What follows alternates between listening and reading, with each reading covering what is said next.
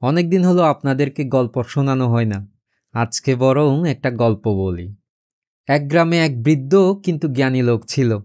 সাথে থাকতো তার একমাত্র যুবক ছেলে। তারা দুজনে একটা ঘোড়া নিয়ে জমিতে হাল চাষ করত। এভাবে চলতে চলতে একদিন পুত্রটি মুখ কালো করে বাবার কাছে এসে বলল, বাবা, আমাদের কি দুর্ভাগ্য। তখন তার বাবা জিজ্ঞেস করল, কেন, কি হয়েছে? আমাদের একমাত্র ঘোড়াটি পালিয়ে গেছে। তখন বৃদ্ধ লোকটি উত্তর দিল, একে দুর্ভাগ্য বলছো কেন? সময়ই বলে দেবে এটা কি ছিল। তার কিছুদিন পরে সেই ঘোড়াটি নতুন একটা ঘোড়া নিয়ে ফিরে আসলো। এটা দেখে ছেলেটি খুশিতে আত্মহারা। তখন তার বাবার কাছে গিয়ে বলল, বাবা, আমাদের কি সৌভাগ্য। কেন, কি হয়েছে? পুরনো ঘোড়াটি নতুন একটা ঘোড়া নিয়ে এসছে। তখন বৃদ্ধ লোকটি উত্তর দিল, একে সৌভাগ্য কেন বলছো?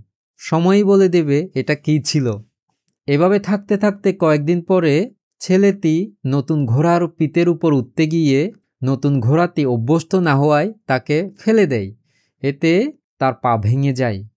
তখন ছেলেটি তার বাবাকে বলল, আমার কি দুর্ভাগ্য। কেন, কি হয়েছে? এই যে আমার পা ভেঙে গেল।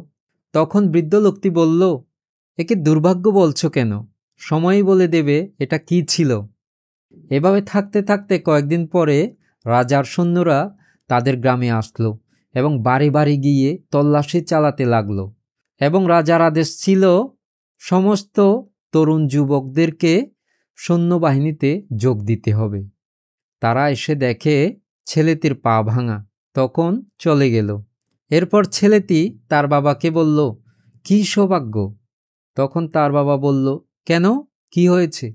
এই যে পা ভাঙার কারণে আমাকে সৈন্যবাহিনীতে যোগদান করতে হলো না। তখন তার বাবা বলল, একে সৌভাগ্য বলছো কেন?